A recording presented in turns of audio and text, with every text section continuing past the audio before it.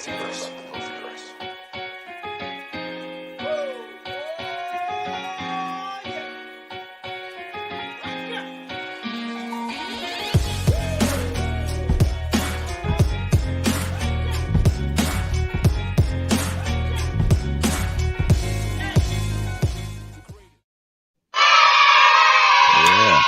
Hit him with the remix. That's it. What's going on, everybody? Welcome to the MulTYversed podcast.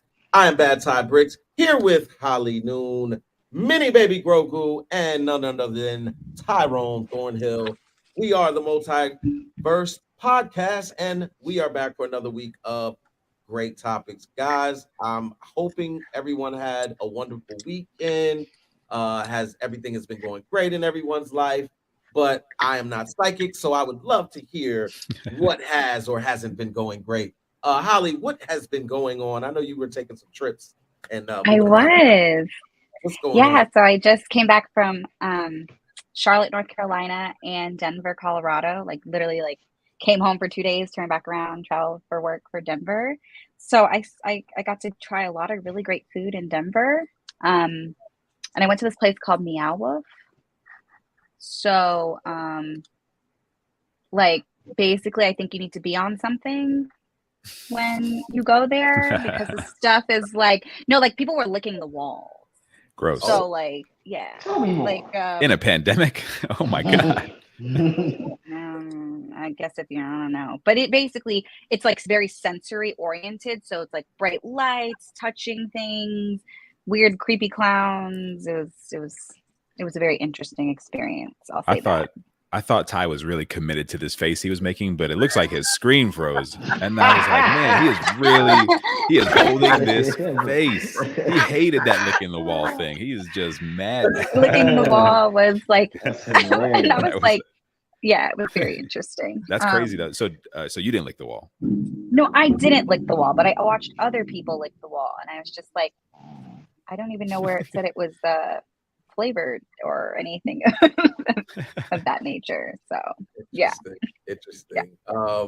I just wonder, I'm curious of how long did you actually sit there and watch them lick the wall before you were just like, all right, this is enough of this.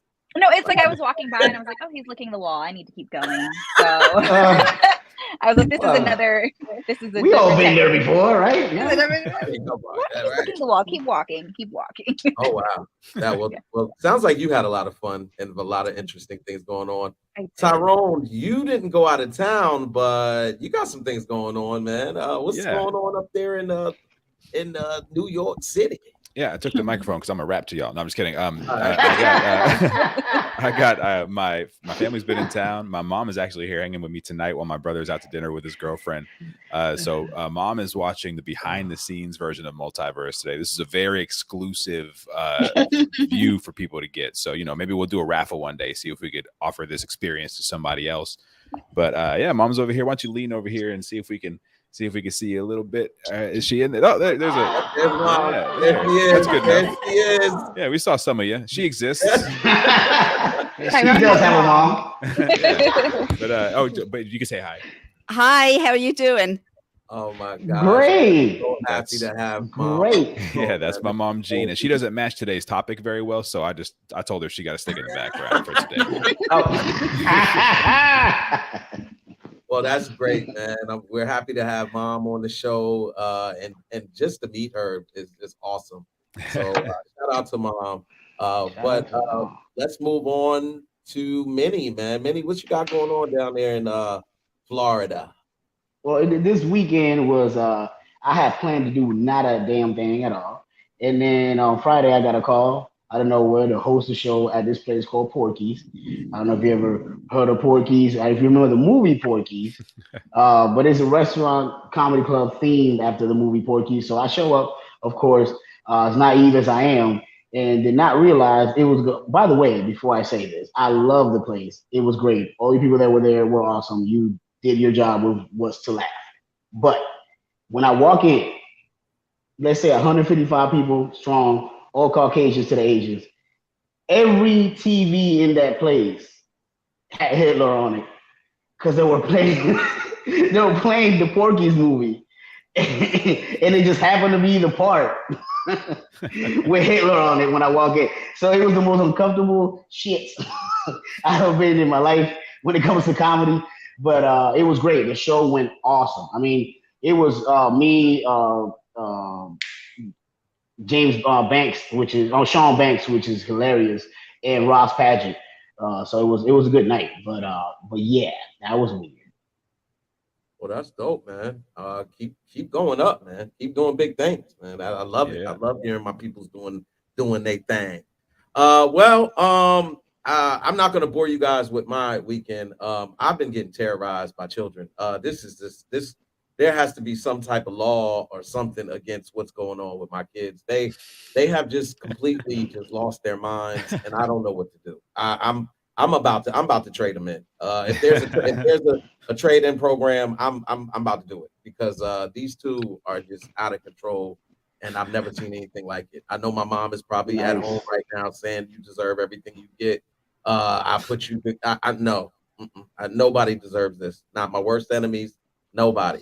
Imagine having a 5-year-old and a 3-year-old telling you what to do all the time, every day, nonstop. Man. So yeah. But other than that, we are back for another show and another week, and I'm so happy to talk about this topic. We got on this subject because I think last week you had an individual who decided to jump onto one of your posts, and he had a lot of comments to be had on this subject. And I thought it would be best for us to kind of broach the subject on MulTYversed with the full panel, because the full panel wasn't there during this conversation. Right. But the conversation really kind of revolved around this topic right here, and I thought we should get into it. And I'm having a delay, but this right here. Are you black enough? Minnie, I want to give you an opportunity to kind of give the rest of the panel an idea of how this subject was broached and kind of your thoughts on the matter. Right. So it was a post that was made about what's the girl from Nope? I Keke keep Palmer. forgetting her name. Keke Palmer. That supposedly she was asked a question, and in her answer to that question, she threw Zendaya kind of like in the range of, if I was her skin color, my career would be in a different place, type of thing. And it was kind of like throwing shade. And my comment to it was that she could have handled that a whole different way. Like, if you would have been asked that question, you could answer it without throwing anybody's name or using any kind of shade type of thing. Just kind of up in, we're both black women doing our thing type of thing, blah, blah, blah, blah, blah. You feel me? You didn't have to like feed into it. Right. That was my comment. Some dude, they have no clue who he is, pops out under it and replies, well, Zendaya's not a black woman. And that's when I was like, huh? What do you mean? And then he went to explain in his poorly thought process that in his view of reality, if you're biracial, you don't get to call yourself black. That just by the point of being biracial gives up the whole black thing, that you're just biracial and that's it. And my point to him, conveying to him, was the fact that we're talking about America here. And in America, if you were the shade of black of Zendaya, you are seen as a black woman before you're seen as anything else. When you're walking down the street, they look at you, they see a black woman. They don't see a biracial woman. It's not the first thing that pops up. Especially if the KKK comes around, it's not like they're going to give her a pass because she's biracial. You know what I'm saying? So that's where the conversation sprung from, which it has a lot of weird connotations to it, but one of them is colorism itself, because from the original point was the whole shade throwing thing, and that was the beginning of it. Now it's important, I think, too, and I'm gonna go right to you after this point, Holly. But I think it's very important to first acknowledge that black people come in all shades, like literally from the lightest to the darkest on the spectrum. So anytime you hear someone question a person's ethnicity based on their shade, I think it speaks a lot to their ignorance and irresponsibility, because you can't really dictate whether a person is this or that by shade. They could live in regions of America or other countries where it's very, very sunny. You get a lot of sun, which would cause your skin to be darker complected. So when I hear stuff like this, and also this is things that I believe everyone on the panel at some point growing up heard. And Holly, as a woman and a fair complected woman, that is of mixed race and origin, how did it feel for you as a young child to get those questions? Because I know you got them. Like, what are you? Where are you from? Are you this? People just speculating without any kind of context. How does it feel for you to hear these kind of statements being made about someone like Zendaya? I totally understand like where it comes from, and I've actually heard that like other like Black YouTubers being like, if you're biracial, you cannot identify like as Black because you're not Black.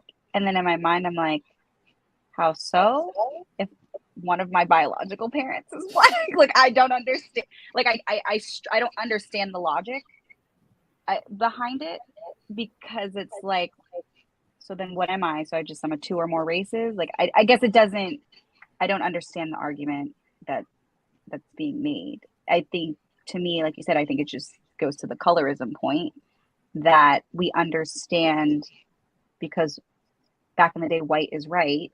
The lighter you are, I think you're just given, preferential treatment. But that's what I'm saying. I personally, most people always just assume I'm Black. They don't even know I'm Asian unless I say it.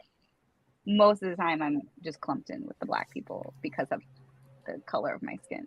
So, because I'm as dark as some Black people, or darker than some people who are 100%, Black or African American, or, so it's not until I tell them, I'm like, yeah, I'm not Black. Now, they're like, oh, I wouldn't have thought different. Now, Tyrone, you also being of mixed race origin, and this the culprit in this theme, where you're just where you're replacing Black people and not part of Black people, because I have heard this. No, this is it's true. People say stuff like that. Not biracial people are replaced. Yeah. Conversation that has been going on for like ever. I can remember when I was very, very, very small, and like you just encounter other little children, and their curiosity is not of like, where are you from, not what, like who are you, it's what are you, like what why are you, do you look different from me, and therefore what are you. So I know that's going to come up. We get that, but here we are in 2023, Tyrone, and we're still having these discussions, and we're not really effectively changing anything. We're just causing division amongst ourselves. And isn't that kind of why this whole colorism thing was instituted in the first place? Was to kind of cause division, cause resentment amongst the ranks. Because just to give some people out there some context to where a lot of this started, give me a little bit of a history lesson. Do you kind of know when this whole colorism, light, dark skin, shade, all this stuff started to occur? Oh yeah, I mean, it absolutely started. I mean, our specific type of colorism, the Black American experience and what that means, definitely started, and it's a holdover from the slave days, where when masters would rape their slaves and have light children, they valued those children slightly higher than the dark slaves or the dark children and stuff, and that created resentment. And instead of pointing that resentment towards the masters, towards the oppressors, it just went inward. You know what I mean? It's easier sometimes. There's a famous quote that I'm going to mess up, but by paraphrasing, I'll just say that in a certain situation, sometimes the dream of the oppressed is to become the oppressor, and it's a way for that to happen, basically. So thank you for opening the door for a very on-brand Tyrone answer. Thank you.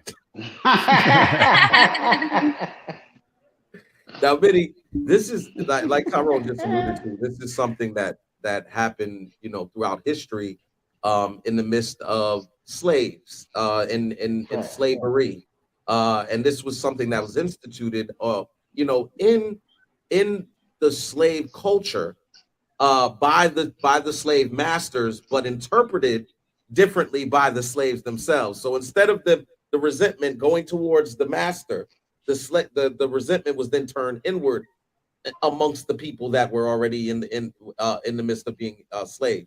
So now here we are in 2023, where we're told slavery doesn't exist, racism is fainting away, it's disappearing day by day, and yet we still have these arguments being had within our culture. Now, whenever we have these discussions, a lot of us, I know Tyrone, I know myself, I know Holly, I know you, always lead back to the culprit. We always go back to white supremacy and where this all originates. So we have an understanding. Mm-hmm. But sometimes when you're having these discussions amongst your own peers, your own people in your own community, it becomes very passionate. It becomes very aggressive, because there's one side that believes that based upon your complexion, the lighter you are means the further away from blackness you are. The fairer your skin, the less kinky your hair is, or whatever the case may be, whatever these descriptive things are to describe black people, if you're not those, then somehow when we have these conversations about black people, you might want to just stand on the sideline and just let the grown-ups do all of the talking. And mm-hmm. I have a very, very, very large problem with that, because I do understand that there is because I had this conversation with Vince. I do understand that there is a level of being light privilege. You have light privilege. I do understand that there is light privilege. But that light privilege only gets you so far. It only gets you so far in the grand scheme of things. So when you hear these conversations being had amongst black people, amongst darker skinned black people towards lighter skinned black people, or vice versa, where you have the pushback from the light skinned side saying, hey, we shouldn't be the culprits, we shouldn't be the bad guys in this scenario. We are all black people. And then you get that, hold up. How does that make you feel, Minnie? And Minnie, you're a little bit darker than the rest of us. So I mean, you may get a little preferential treatment. They might be, hold up, let me get the shade glass. All right, you just make it. Yeah, I think that makes you the president of this conversation officially. Well, okay, so true word, POTUS. Okay, so I'll start here. Okay. When it comes to it's crazy. Like colorism is crazy. It's insane. It's something that's been brown paper bag test. If you remember that, and we're going back over to that. And you keep saying you not keep saying, but you did mention the fact of light skin having a preference or whatever. That comes back to when light skinned people were able to pass and be able to live lives as Caucasians. So you have that complex that exists within that, which is a microcosm of what we're talking about in the first place. But when you talk about me personally and me specifically, it's one thing for people to come up to you and be like, and question your lightness or how dark you are. But it's a whole other thing for somebody to actually question the fact that you are black in the first place. That's what I have to deal with my whole life. And the crazy thing about that is the only type of people that's ever in my life question how black I am, what if I'm black in the first place, is other black people. I've never had a white person come up to me and be like, oh, how black are you? You see what I'm saying? Only us will do that to me. Mm-hmm. And it's something that I had to fight my whole life. And I had to explain to people sometimes how we all should know about how the slave trade went about and how we all in the Caribbean had slaves and you had sugarcane slaves and all that kind of stuff. And we have African background, and that's where the blackness comes from. Uh-oh. The FBI got to him. He's dropping too many truths. That's what happens. You start talking, start speaking truth Big to power, brother is and watching. they get you. Big brother is watching. That's all right. We're gonna start the That's hashtag free mini. Oh, he's know. back. Okay. We lost you for a we, Welcome we, back, man. we have that, and then so you have the African in there, and okay. All right, looks like we're gonna have some technical difficulties on Minnie's side, but we're gonna get back to him once we get that all. I've heard people trying to tell me the argument of what you. Oh, it's lagging. It's not pausing. It's lagging. So we gotta. So he'll get this message in about 30 seconds. Future Mini. No, I'm right here. I can hear you. Okay, good. I was gonna speak straight to future Mini. I'm glad you're here. No, but in the short term, what I'm saying is because I don't want to get into my background, but if you ever have time, anybody wants to, you can look up that Yalas. Yalas is my last name, my grandma's last name, and they're actually one of the African cultures who were bestowed upon.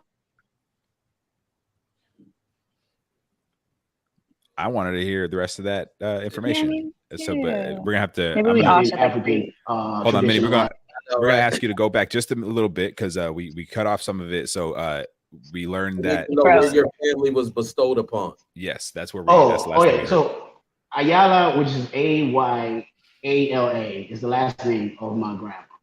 There were a couple families in Puerto Rico who were bestowed upon the virtue of keeping African culture alive in the island.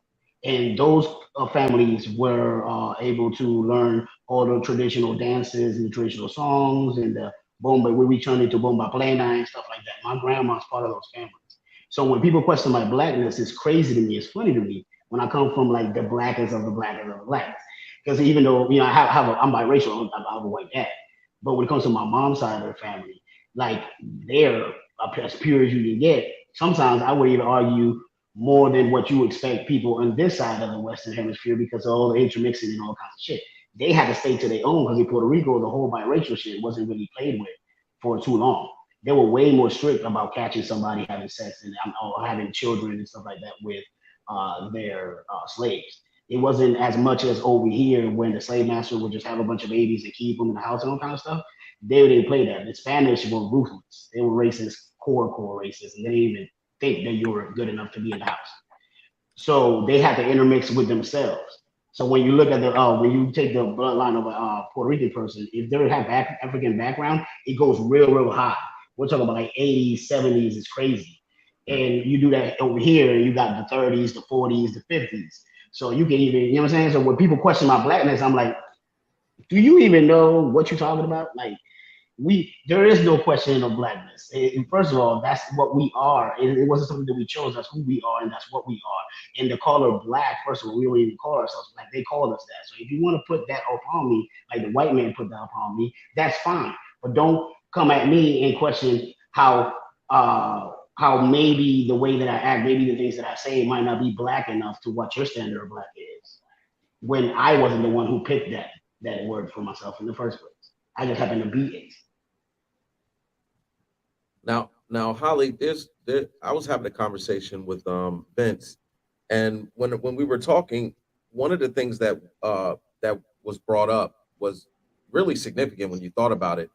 But he does a lot of traveling to other countries, so he gets to go and see a lot of different cultures and how people live and everything like that.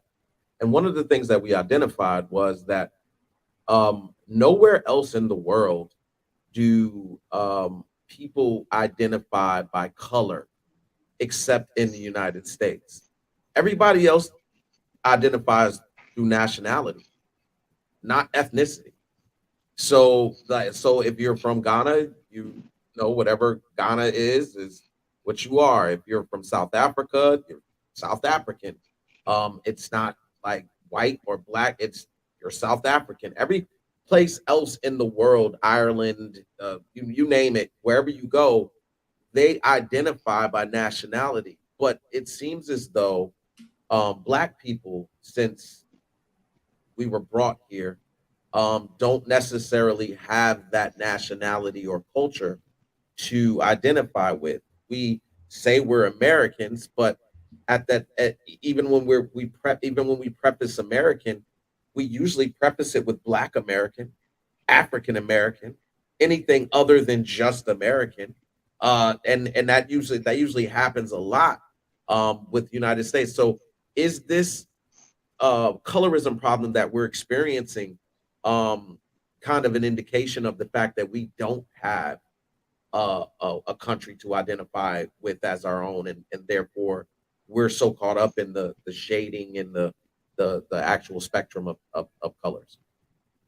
But I mean, so I think we do have, we have ways that we could identify, or we have, we have an idea of what our origin is. I mean, let's be real. I mean, the white colonialism, they're not even indigenous to North America. So, I mean, really, I mean, they took it from somebody else who was already indigenous to America. So, I mean, I kind of feel like, yeah, I mean, it's just an extension. I mean, it is a result of these oppressive systems that have kind of been ingrained in us to believe like, oh, we need to know if we're Black or we're this, and we have to be in a certain group. And, because of white people have kind of just, in America in particular, have just kind of said, all right, well, if you're in this group, and it's just created like this classist system, colorism, racism. I mean, there's a lot of issues. And I think, unfortunately, the anti-Blackness in America stems from all of this. I mean, it's just like, even within our own people, like, it's sad. Like, that's why I say, I can't even be like, oh, we're American. We have to be like, oh, like, I'm Black American, or I'm MENA, or I'm Latinx, or like however you want to identify. But I'm like, why does that? But like, is it because the white man has taken it away from us and we're just all supposed to be like them, be like colored white people? I don't ascribe. So I think it's us also trying to, like, the identity piece is also us trying to hold on to something that was taken away from us. So it's like, where I understand us wanting to be able to identify and not just say we're American. I think that's just a part of what we being here, living in America, but also wanting to hold on to that historical context of like where we come from, our heritage, and being proud of that, and not letting these colonizers tell us that their way is right and we shouldn't be proud of where we come from. Like, I don't know. That's just my long explanation. That's a great point. And Tyrone, I definitely want to get you, Tyrone, but I wanted to make this point as well. One of the things that I noticed about, and this is just living in America, I've never lived anywhere else, probably never will, because I won't fly. Everybody who knows me knows that. But with that being said, one of the things that I noticed is that in America, if you like have conversations with people, like just random people, whether white people, Black people, whoever, they do a very good job of trying to identify where they come from. If you've ever like really, I grew up with everybody, so I had a lot of different friends, but most of the white people that I grew up with, and shout out to all my white friends, because like they know like this is me, but if you like said that they were white, they would get hostile and let you know that no, I'm Scottish, or I'm German, I'm French, European.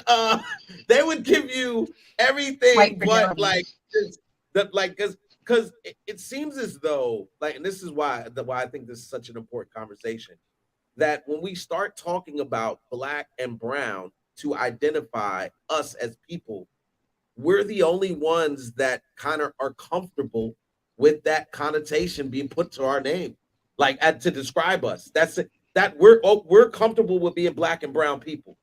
When you tell white people they're white people, they initially be like, "Well, hold on, I'm not just white. Like I come from Sweden. I come from, and I've done this many times. Like with girls, you meet them, you be like, oh, you just white. Nuh-uh. My people, they from Italy. They Sicilian on my grandmother's side. Like it'll be anything. And that's usually with a lot of different people. When you start talking to them and you try to like label them with a color, they get offended. They maybe not offended, but they get a little little touchy about it. It's like, hold up, Italians do. let's not Italians discredit. do. Let's not discredit Italians my a lot like grandpa you call white. who came to this country as a, you know what I'm saying? Like they're serious about that. But when it comes to us, black and brown is the label that we've kind of accepted. It's a moniker that we've accepted. And we're just like, all right, well, cool. You know what I'm saying? Like while everybody else is describing their nationalities and describing their heritage and their backgrounds and honoring their ancestors, we have kind of accepted color as being the label that is put on us. Tyrone, you had a point. Yeah, it actually goes with kind of what you're saying, but I think part of it is, you know, if you like these Irish folks and the Scottish folks, like they have that connection to their heritage that they get to be proud of. Whereas, you know, like Holly was talking about, the connection was severed for like people, most Black Americans who descended from, you know, slaves. You know what I mean? That connection was intentionally severed. So now, the way I view it, and maybe this is through a naive, optimistic lens, but the way I view the idea of Blackness for somebody who's living Blackness is that, you know, it's not just a color, but it's an experience that was thrust upon us by a hostile country. You know what I mean? And it has been for generations now. So it has created a completely different experience that can't be described outside of being a Black American, you know, because it's a very specific experience. And then to that point, somebody like me who looks like I do, I don't really live that experience. You know, I'm very proud of who I am. You know what I mean? But people don't look at me like that. You know, I don't live that specific experience. Many, like you say, people question your Blackness, but you probably live the Black experience. And so when somebody questions your Blackness, you're like, no. I live as a Black man in America. You know what I mean? Facts. Whereas if somebody questions my Blackness, I'm like, you have a point. You know what I mean? but it becomes a conversation, and that's why these conversations are good, because it is like, you know, it's still something I'm very proud of, but I also recognize when it's like, you know, when somebody's like, yeah, but like, how much have you experienced? You know what I mean? And I joke about it and stand up and stuff like that. I'm very aware of it. So I've been looking at it that way for a long time, but it's still, you know, it feels extra good when somebody's like, and y'all do it a lot, which is nice. Thank you for that. I appreciate it. Y'all are like, "No, Tyrone, you're Black and you make me feel so much better as a Black man." So thank you. Yo, now Tyrone, the fact that you mentioned that, it actually helps me jump right into my next point. Is the ones that see you, that do this to you, Mm-hmm. and say, what I see is not a Black man. Mm-hmm. But that doesn't discount that you're still Black. You still have a Black father. He very much raised you. You are a Black man, despite what your visual is. But is that reasoning because there were Black people that did what they call passing, where they lived their lives based on the color of their skin? So if their skin was fair enough, they could pass as the other side. They could pass as their white side if that was the other side of their mixed heritage. But is this something that caused darker skinned people also, by the way, of white supremacy, to also have this resentment towards lighter toned Black people who use their skin complexion to identify as white people and not Black people for as long as they possibly could? Now, with that head shake, I'm about to go a little deeper. I'm about to go a little deeper.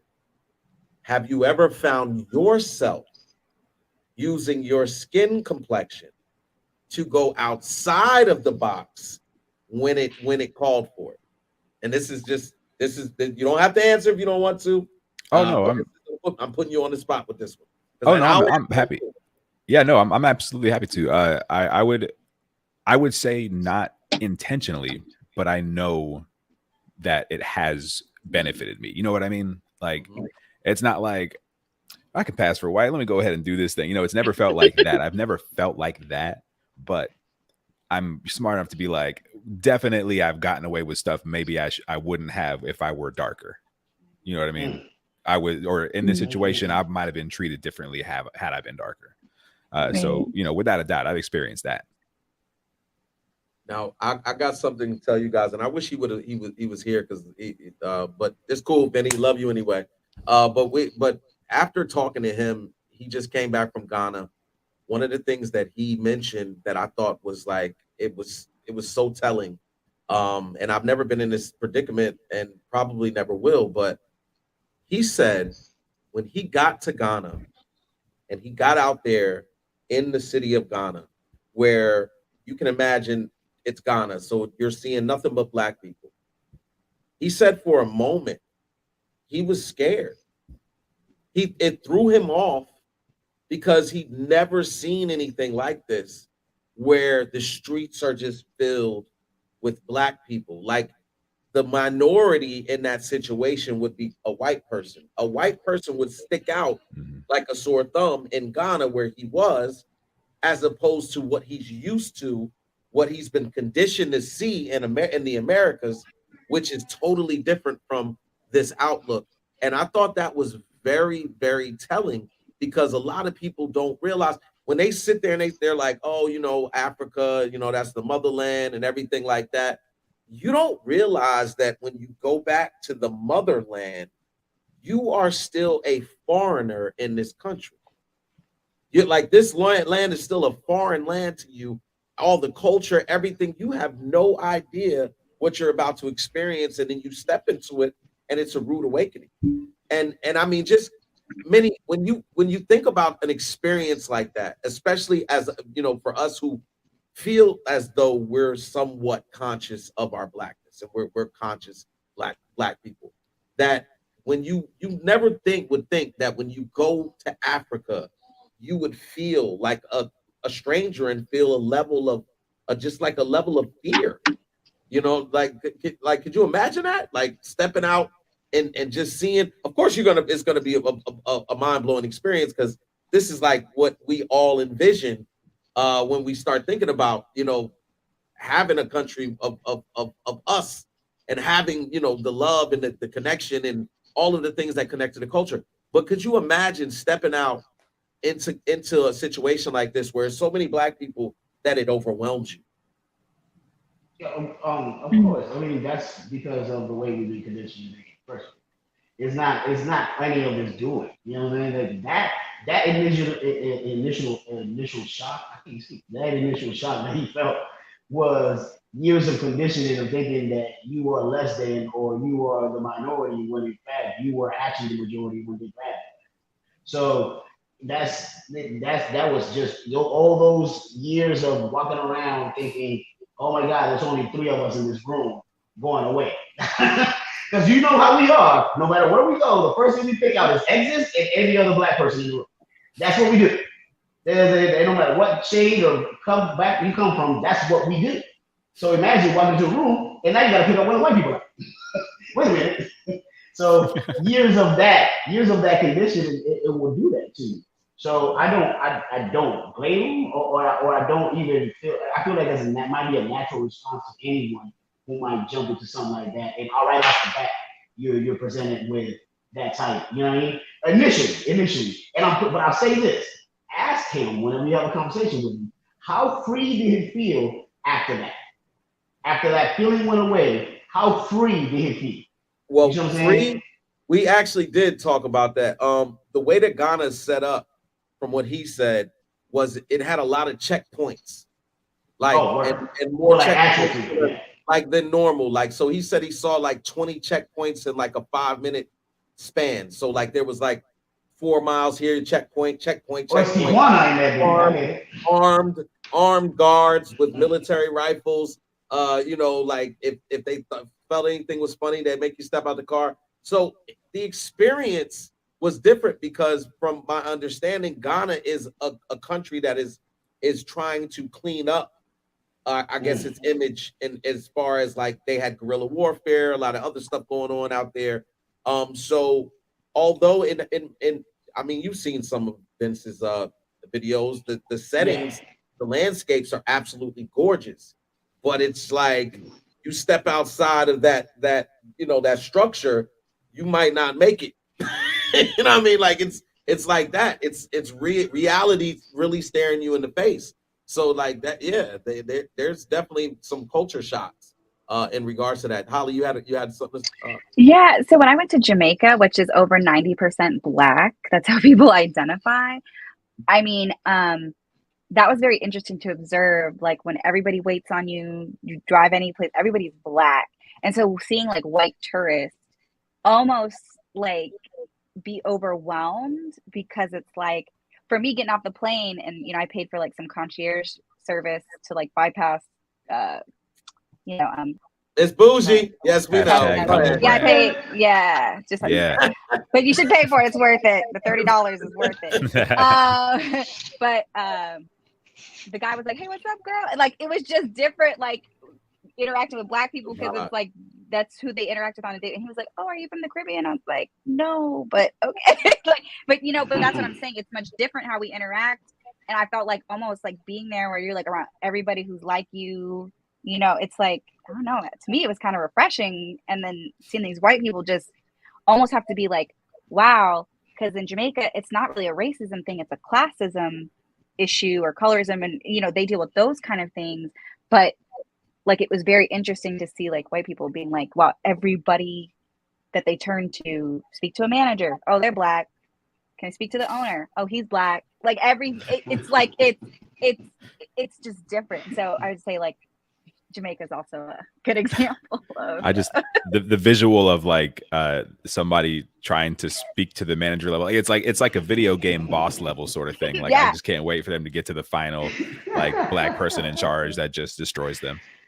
Yes. Perfect time for that picture. Like that was there you go. Yeah, beautiful timing. Just like that in Jamaica, just like that. I want to kind of wrap this up and get y'all's final thoughts on this subject, because I think it is a discussion that we need to have within our community in order to unify and not continue this divisive behavior. I'm really tired of hearing my Black sisters talk about I don't do light skin, I don't do this, and I don't do that, as though the light skinned guy that messed your life up, it represents all the light skinned men in America. I get it.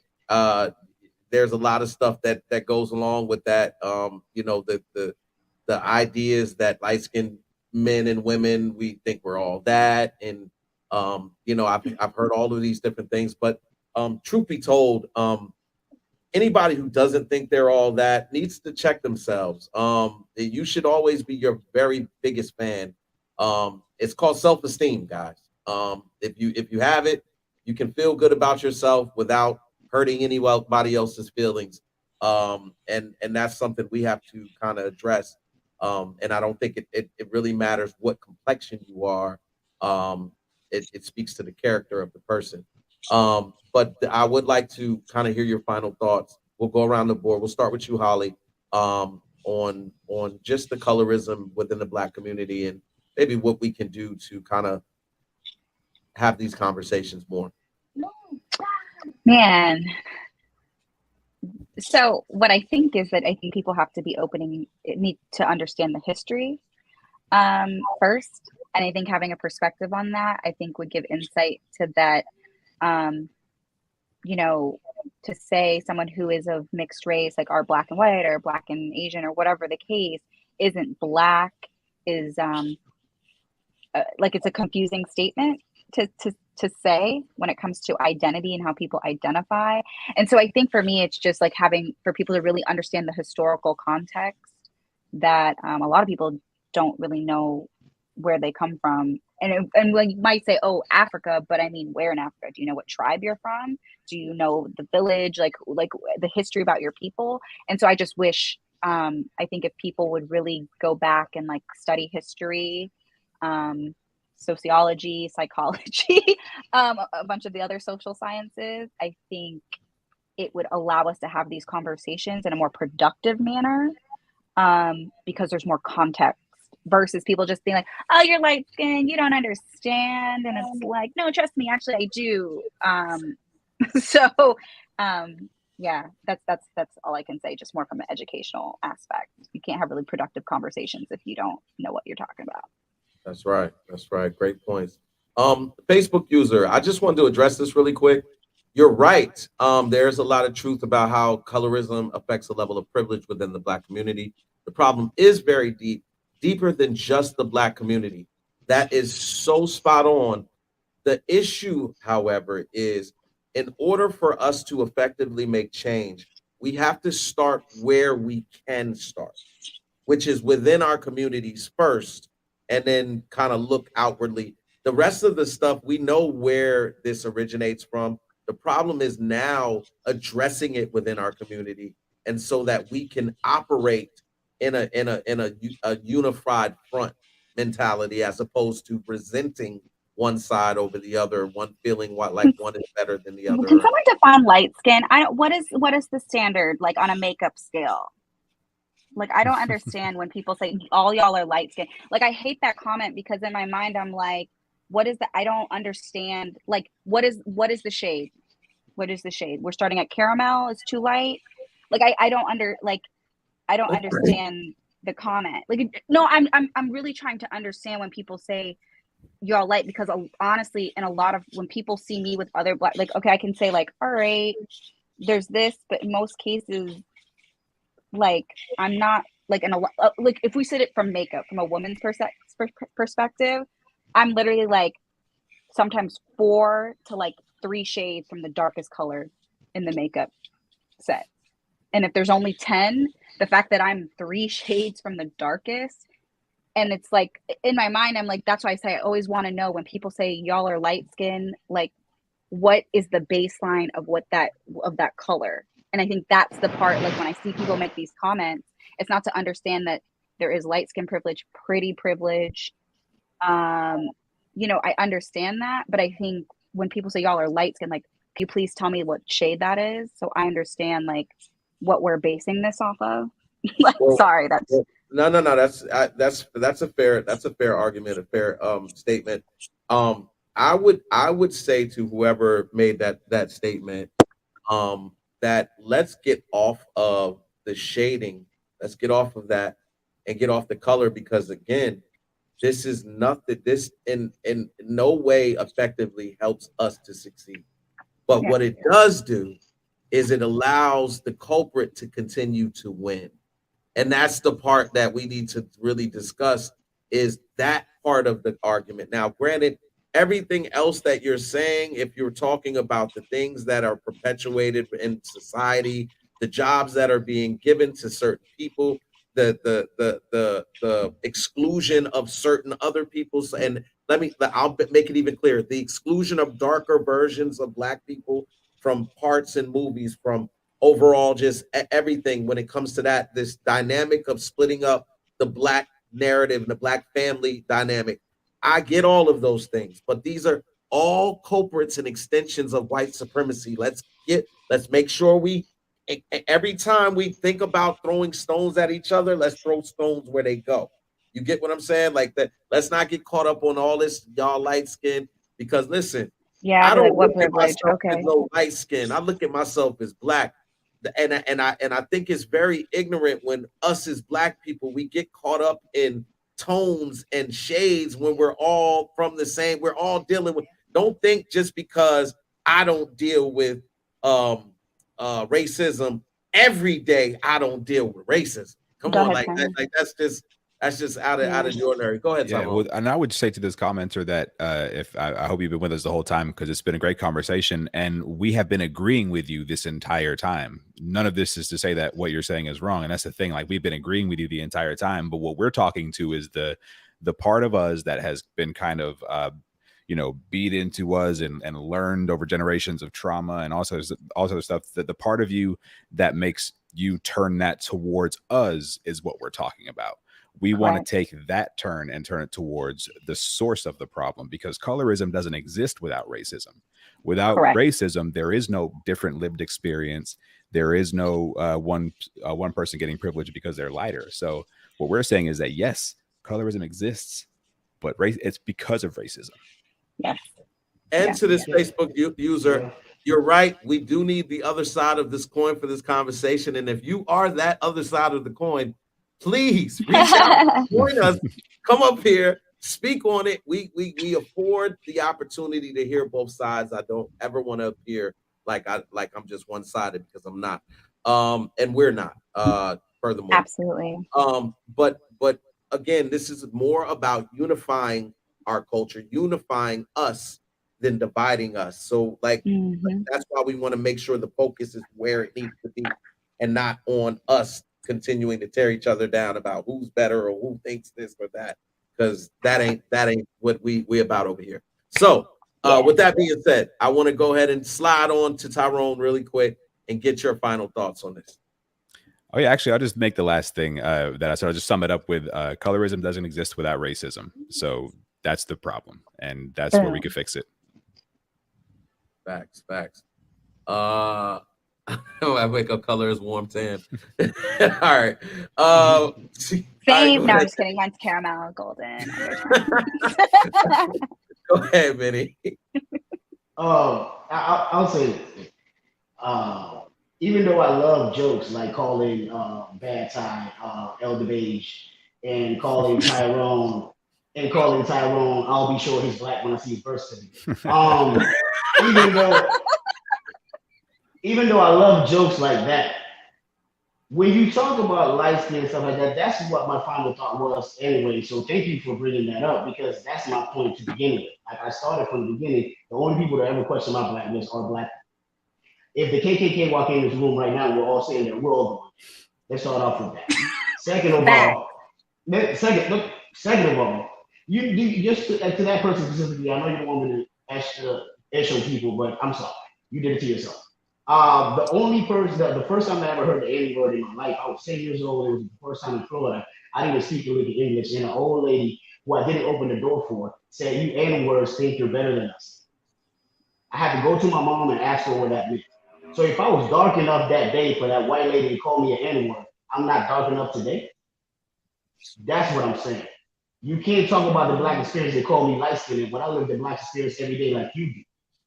When I get pulled over by the cops and they take me out, they put me on handcuffs and put me on the curb for their safety, it wasn't because I was light-skinned that day.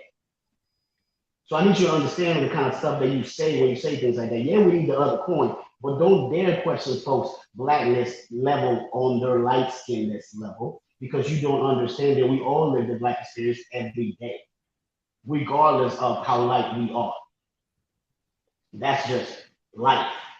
And I have to wake up and deal with it every day as a black man. And you gotta wake up and deal with it every day as a black woman or black man. So imagine somebody coming up to you, because I'm imagining you being darker than us for saying that. So imagine somebody coming up to you after you live with this type of America coming at you for being black and questioning how black you are. That is insane. And that's exactly what you do. Please stop. All right. And you heard it from Minnie first. That's that energy. But again, I want to reiterate, and I want to make this very clear, because I think this is the part that needs to be, that in order to have these conversations, you have to understand that the source of all of this has to be held accountable. This is not something that we would even be discussing or having a problem with had that wrench not been thrown into the sauce. So this is the onus has to go where it is supposed to go. And as long as we as Black people keep being divided and sitting here having these conversations about skin tones and complexions, when we come in all shapes, sizes, forms, this is what we do. This is what makes Blackness exceptional. So again, let's work on the focus, where the focus needs to go, and trying to create a better environment for the dialogue, in order because there's a lot of hurt going on both sides. I hear this. Yeah. I hear the level of passion when darker skinned black people, females, males speak about colorism and how they feel excluded and they feel left out. And I'm telling you right now, I understand what you're saying. I totally understand what you're saying, but again, the focus and the onus has to go back to the culprit, not to us. We are not to blame for us. We God just wanted to make us beautiful, and He gave us a whole array of colors to come in. Thank you. Like, just that's the, but at no point in there does it exclude one from being black. If you are black, you are black. It's that simple. If your father, your mother, your grandmother, your grandfather was black, you're black. It's that simple. And this is also, if you want to, if you're gonna go by one set of rules, then go by the other set of rules too. If you want to keep following up white supremacy and you want to keep on saying these are things that colorism and all of these things are problems within the black community, then you also have to be conscious of the things that they also taught us in when it comes to dealing in these situations. So with all that being said, we're gonna wrap this up. We got one of my favorite segments, one of your favorite segments. So we're gonna jump right into that and have a little fun. I think we had a lot going on today. So let's do it.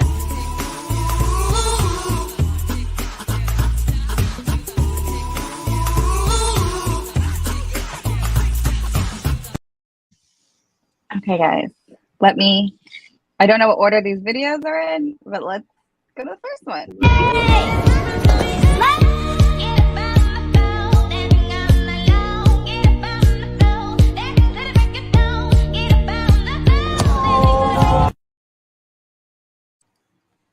I just thought that was cool.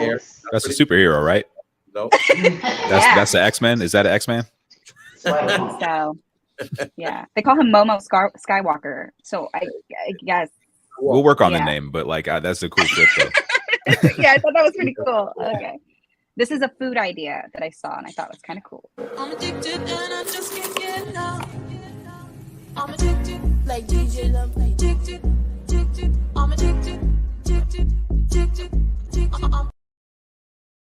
Taste that. Hello, I can actually, diabetes.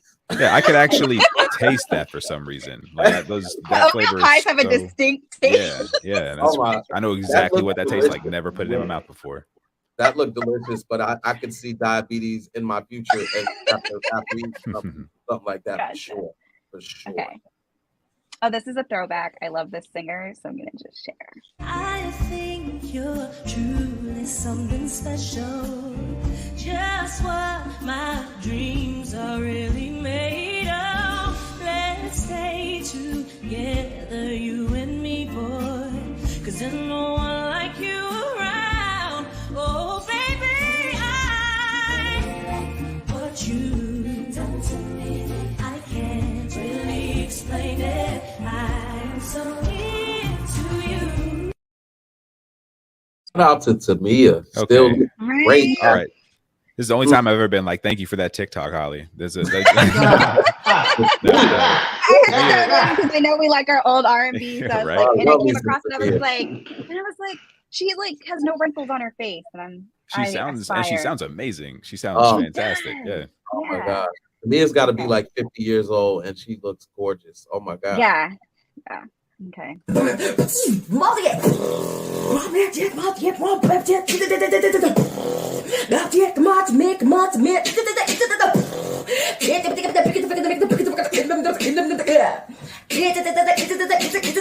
Smash that.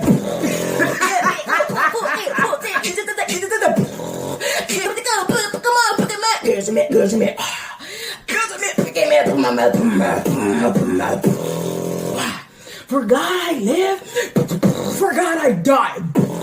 For God I live, for God I do. For God I live, for God I die. For God I live,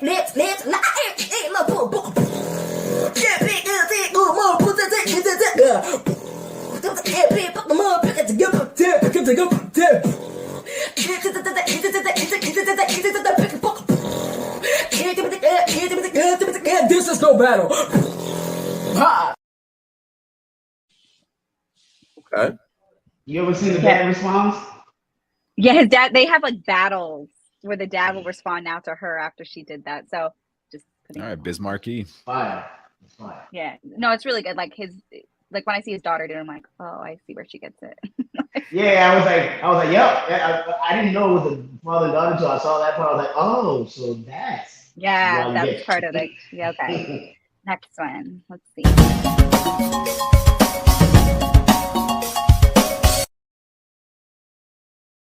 The Petty and me. He does a lot of Dora the Explorer where he comes walking across the street like Dora with his backpack. That is quite scary. The song difference is black people. My whole life has changed. Only black people be at work looking for a job. Want to see a black person get mad for nothing? Stand behind them while they gambling and losing. Black people don't trust big chicken wings because we don't. What is that? Do it, share life. Only black people will call you and first words be hold on. If black people say mind you in the middle of a story, it's about to get good. Black siblings call each other when their parents pissed them off and say, let me tell you about your mama/daddy. This is facts. Let me just go off the phone. Nobody. Black people, when they see babies having a good time, oh, they gonna sleep good tonight. Facts. You know what it was for me? He laughed way too hard for the jokes that he was telling. Like he would say some shit and go, so he'd be like, I'm like, that was not that funny, dude. Right. I wish, you know how people be like, oh, I'm screaming right now. Like, I really believe them sometimes, and I wish I could be like that entertained by my phone. I would be happy all the time if I could just be scream laughing at my phone constantly. Yeah. Oh my God. Okay, next one. This is another music one.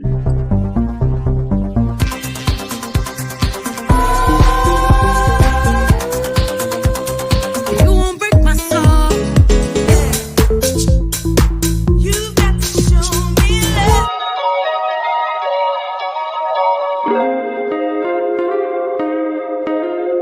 Now do it, baby, stick it, baby, do it, baby, stick it, baby. Do it, baby, stick it, baby, do it, baby, stick it, baby. Please, motherfuckers, ain't stopping. Please, motherfuckers, ain't stopping me. I'm too classy for this world. Forever I'm that. I'm too sexy for my shirt.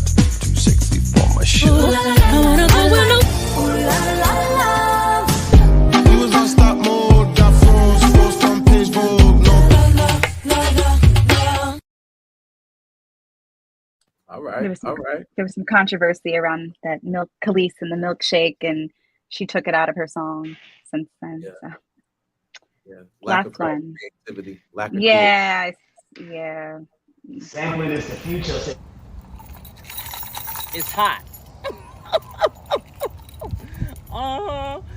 Whew. Why they building the stage over there where the trees ain't at? At least if we do it by the trees, we can get some shade. Well, why didn't you tell them that, Cheryl? You should have told them that. Yes, sir. 275 chairs. And if you want, you can add a little bit more extra just to seem like a lot of more people graduated. They just didn't show up. Add a little razzle-dazzle. They want you to count the chairs. They want you to count the chairs. Because I ain't counting them. It's too hot for that. Cheryl, you go on the subway? You go on the subway? No, it's not. I talked to the superintendent. All our graduation's gonna be outside. Ours is in the morning, but East Whiteville's is gonna be at 3 p.m. right when it hits 98 degrees. Yeah, them keys was spot on.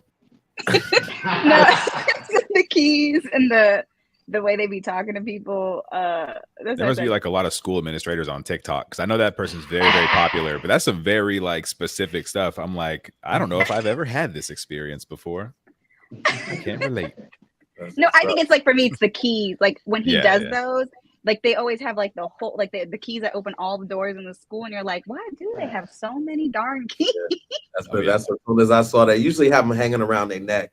Hanging around their neck and shit, but the keys. And he's like leaning into the door, trying to. Yeah, definitely. Hear them coming before they get there. So, but that's what's up, man. Any more? Yeah, that was it. All right.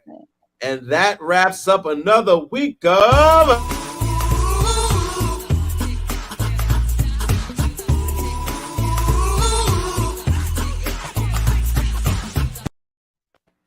All right, guys. We have our must-watch TV segment, and we'll get on up out of here. But we got a couple of new shows that are gracing our must-watch TV segment. So we're going to jump right into those. And the first one is dropping tomorrow. Today. It dropped today. And this is one for the kids if you have children. Go check out Lightyear. It is on Disney Plus. I believe it dropped today. That was good. It's a good movie. See it So Holly Noon has seen it, and she in the gives theaters months ago. 2 thumbs up. 2 thumbs up. So that is currently streaming right now for your viewing pleasure. Lightyear on Disney Plus. Now we also have something I'm really excited for. I know Tyrone is really excited for. And Minnie and just everybody. We're all excited for it. But I thought it'd be nice to go ahead and play the trailer because they did drop a trailer. And so that's what we're going to do, guys. So let's jump into that. Get this screen up. Screen. Here.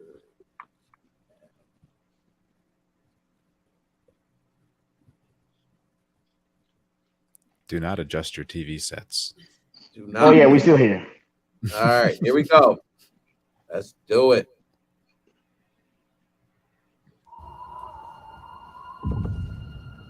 We're not seeing the video.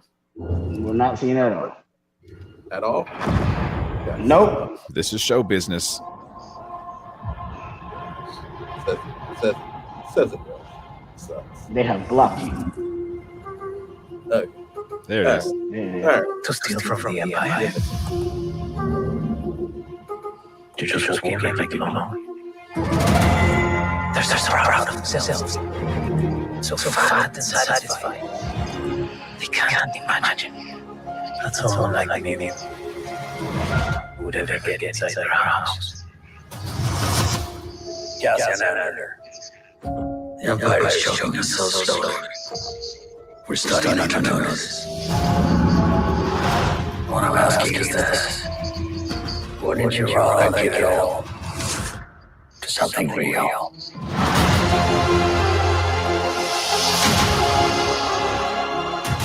I need all the heroes I can get.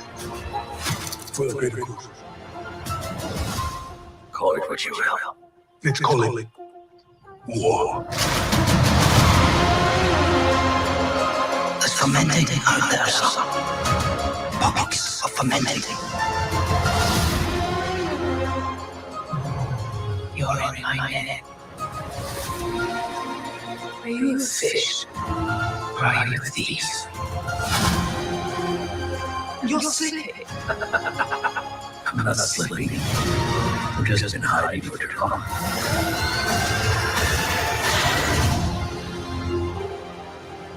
As long as everyone thinks I'm an irritation, there's a good chance they'll miss what I'm really doing. What are you really doing? This is what revolution looks like. I'm tired of losing.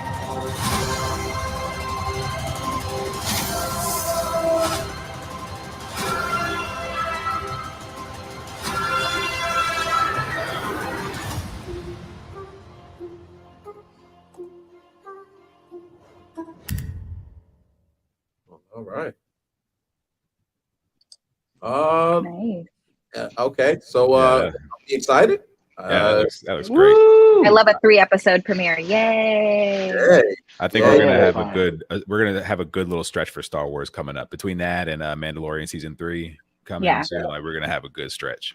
Yeah, I'm excited. I'm very, very excited.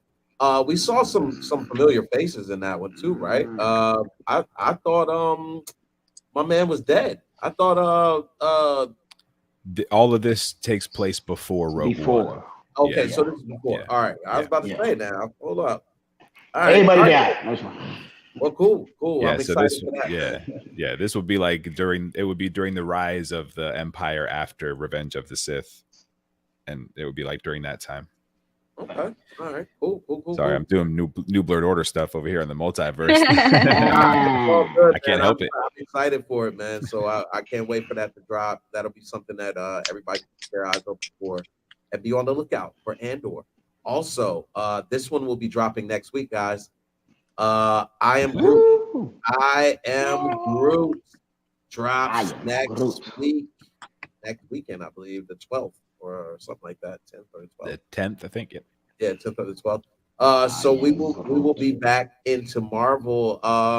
Any excitement levels? I'm excited. Yeah. Tyrone's super excited. Minnie, you super excited? Yes. Holly, all excited. Yeah. Are we talking about the Black Panther trailer or no? Are we talking about the Black Panther trailer? No, we're gonna actually talk about that. We're gonna have a special guest to come join us and talk about that. So we'll keep that. We'll keep that one. Okay. But yeah, we'll have a lot to talk about with that. That'll be a whole episode, by the way, guys. That will not change. Okay. Okay. So moving on though. We have I don't know if you guys were aware of this one, but this one drops Friday. And I'm a little excited for this. I don't know. Anybody into the Predator universe? Yes. Okay. Watching it. Yes. My kids and I love it. Yes. What? I didn't know that. Oh, you didn't know about this one? You didn't know about this one? Oh, well, I'm glad you said that because I brought a trailer for you to watch. So we're gonna go ahead and I figured you might not have saw it, or might not have seen it. So here we are. This feels very Mr. Rogers. I like this. Yeah, right. I brought you a trailer so you can see it. That's great. That's what we do around here. All right, so let's get this trailer up and running. Are we seeing anything this time, guys? Yep, we're good. From the beginning, yeah. All right, here we go. This is Prey, the official trailer.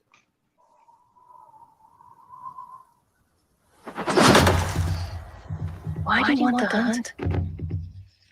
Because you all think that I can't. I saw a sign in the skies. I'm ready. Maui, Nita.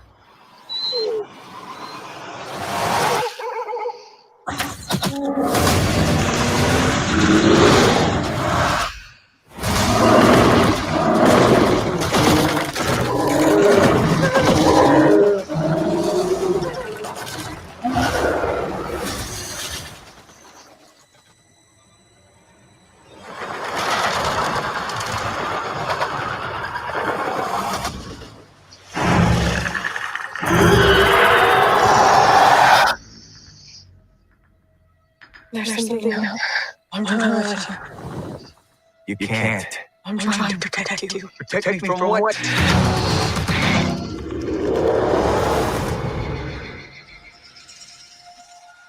It's time.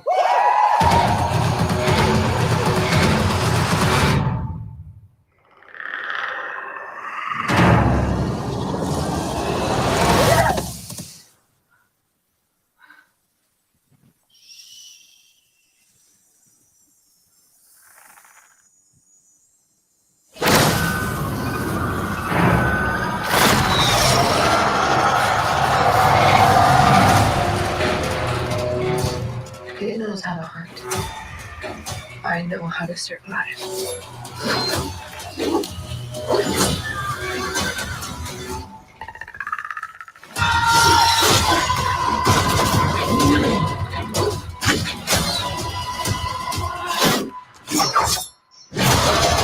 Whatever did this, I can kill it.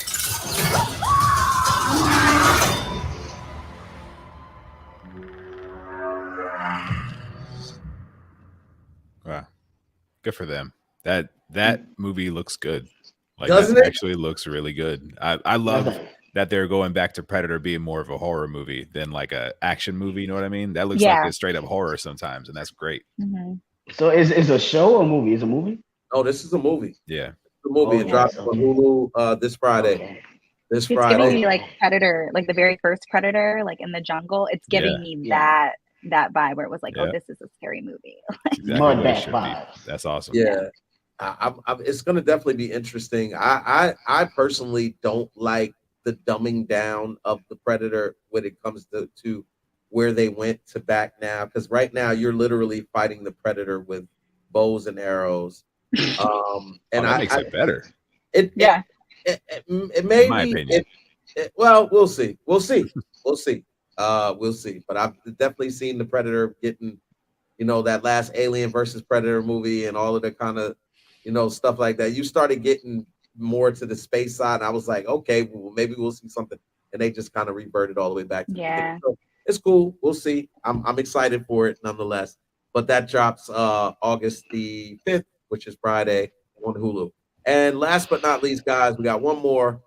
This one I don't know if you guys will be too excited about it, but it is dropping.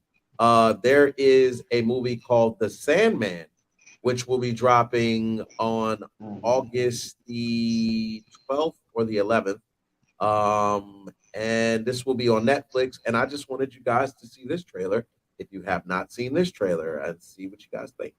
So let's go with The Sandman and get on up out of here.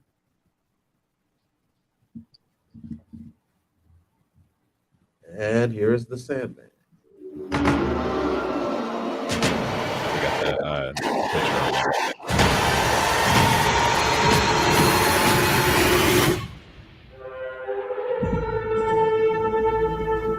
Your waking world is shaped by dreams. Dreams and nightmares that I create and which I must control. He's out there looking for me, isn't he? Can you imagine the damage he could do? I need your help. If dreams disappeared, so will humanity. You could do without dreams for a while. Humanity seems to take ages. I'm not going to stop until I've reshaped this world. Tell us what power of dreams you have. I thought about giving up, but I have a job to do, and I do it. Things have changed. Your eyes tell me everything, every thought, every feeling. My creations do not walk amongst the living, killing mortals for pleasure. I don't think dreams can die. Let's find out.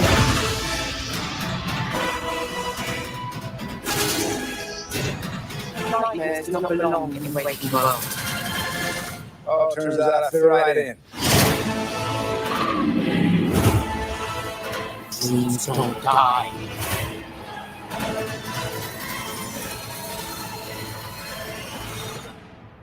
Mr. Sandman, bring me a dream.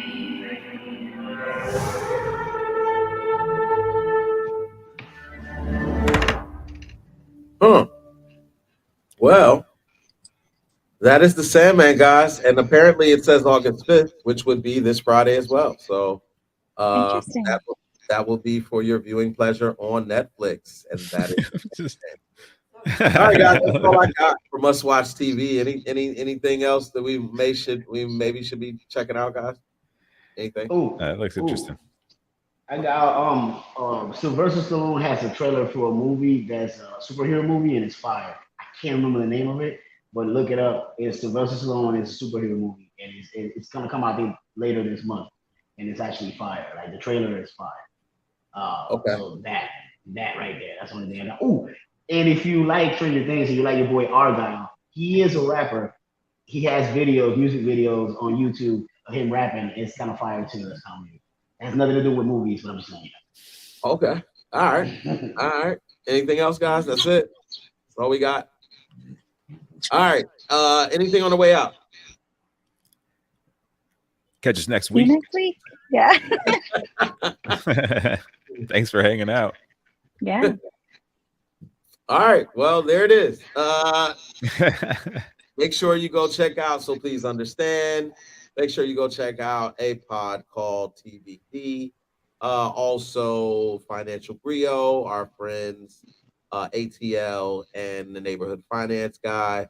Make sure you go get yourself a beautiful new face with our girl Lisa at Lit Beauty with all of your makeup questions and answers.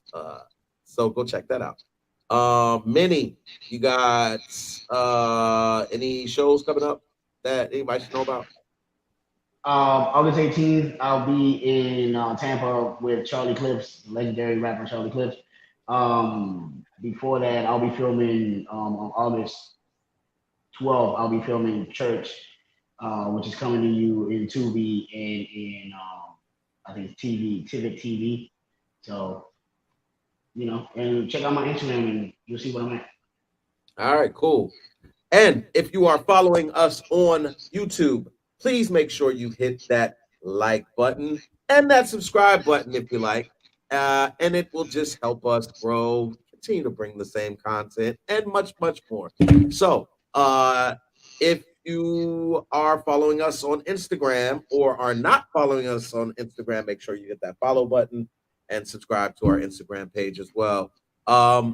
Anybody who has a particular subject or topic that you would like the MulTYversed podcast to address or to delve into, please send us your comments, send us your suggestions, and maybe, just maybe, your suggestion will be taken into account and we'll do a show on what you want. So, other than that, Black men keep proving her right, even in. All right, guys. Have a Okay. great night. All right. See you next Wednesday. All right, this is all that. But all right, everybody. Until next week, I am Bad Ty Bricks. She is Holly Noon. He is Tyrone Thornhill, and that guy in the corner over there is Mini Baby Grogu. And we are the MulTYversed Podcast. Until next week, guys, we're out.